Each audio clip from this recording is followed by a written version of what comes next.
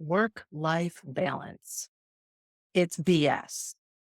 When we say work-life balance, it sounds nice, but do you feel like it's completely out of reach? Even when you try to have balance, something comes up that puts you right back to where you started and you start feeling hopeless and even guilty that you're not doing it right. You don't have to feel this way anymore. In this episode, I will help you ditch the guilt of quote unquote failing at work-life balance. Don't go another minute feeling weighed down and stick around to the end for the one word shift that'll change everything for you. After a lifetime always prioritizing everyone else's needs over your own, do you feel like you don't know who you are anymore? You're moving into this next phase of your life, or maybe going through a major life transition with different family dynamics, your career, partner relationship changing, and you're saying to yourself, I'm lost, or who am I? You're not alone. It's time to prioritize yourself and power your mission. It's time to love your life on purpose. I'm VandeHey, certified holistic life coach and compassion fatigue specialist to mission-driven leaders around the world. Let's explore who you are and who you want to become, because you are worth it.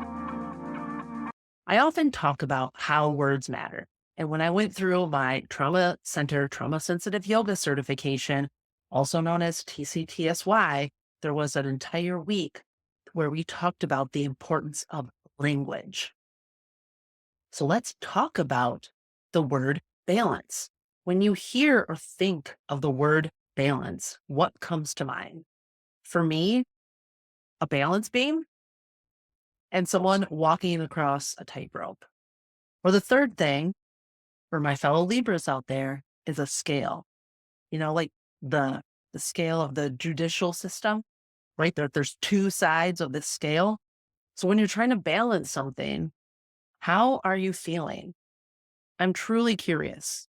When you think of the word balance, and especially work-life balance, how does it make you feel? Do you feel light and free, or does it make you feel a little nervous and tense? If you're on YouTube, leave it in the comments. There's really no right or wrong answer here. I'm curious because for me, the first issue from my perspective is that balance is so hard no matter what you're trying to do. And when things in life aren't balanced and they fall, we feel quote unquote bad, right? That we feel like if we're not creating this work-life balance, if things aren't perfectly the same on both sides, that all of a sudden we're a bad parent. We are a bad business owner. We're a bad employee. We're a bad partner. We're a bad wife. We're a bad husband. That's it. Are you telling yourself these things when it feels like, oh my gosh, I need more work-life balance, but I can't do it? I want to help you to alleviate that. Think of the tightrope walker. When they don't make it across and fulfill what we all came to watch them do, they have failed. A gymnast, if they fall off that balance beam, there's no way for them to win anymore. They have failed. Me, when I'm not balanced and I'm trying to carry a lot of things and balance things in my hands, either I break something or maybe I hurt a part of my body. You get the point. You're either in balance and everything is great, or you're not and everything is not great. And that's a really terrible way to live, right? That it's this like black and white. Either you're balanced and you're good, or you're out of balance and that's bad. And that's just a terrible way to live. And I often talk about this when I talk about the ampersand symbol always behind me. It's in my logo. I talk about it in prioritize yourself and power your mission, that it doesn't have to be this either or mentality. It doesn't have to be black and white thinking, that you don't have to be, in order to be quote unquote good, you don't have to be balanced. So that's issue number one. Issue number two with work-life balance and why I think it's BS is when you think of work-life balance, how many sides are there? Especially thinking of that scale. There's two sides, right? So for using the scale analogy, that means the amount that you work should equal the rest of your lives.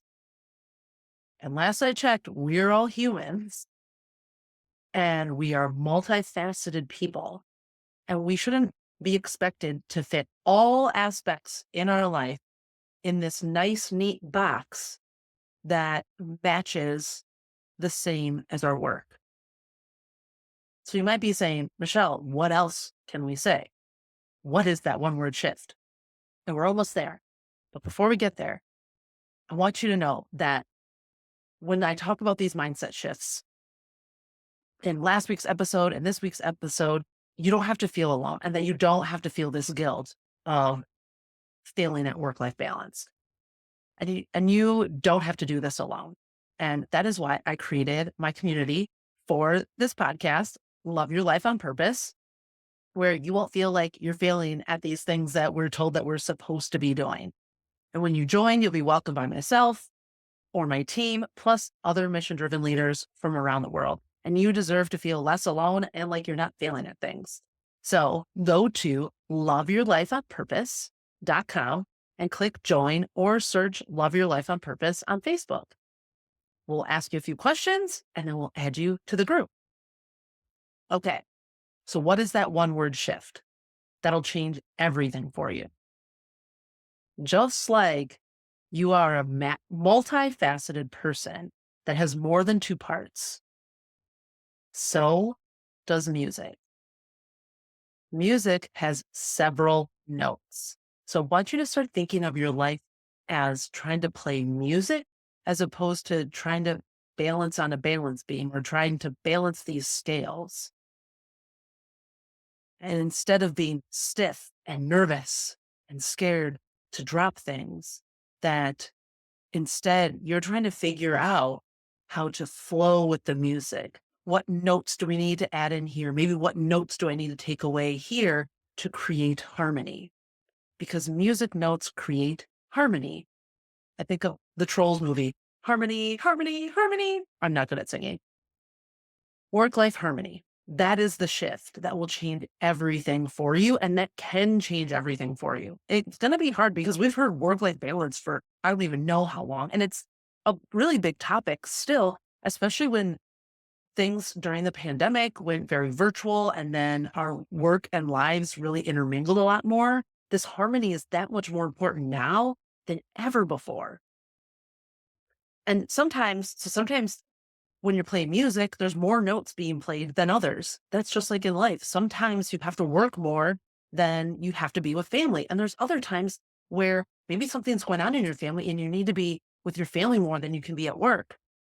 Why does it have to be balanced? It doesn't have to be. And when we feel like it has to be balanced and we have to focus on one more than the other, that's when that guilt comes up. That's when it's like, oh my gosh, I'm failing at everything because I have to focus on this one thing so much. No, that's okay. That's called life. And we should be allowed to do that and not have to feel guilty. So when you're playing music and creating harmony, you can add in notes here and there. You can have multiple notes playing at one time as well. Doesn't have to be either or. You can play both at the same time. Think of the context of structure with flexibility. I love that. I have that within my schedule. I do that with parenting. That structure with flexibility is so helpful and allows for real life to happen, and that we don't have to be this perfect person that has work-life balance, that you can create work-life harmony, and it can help you to lighten that load of feeling like you're failing because you're not in balance.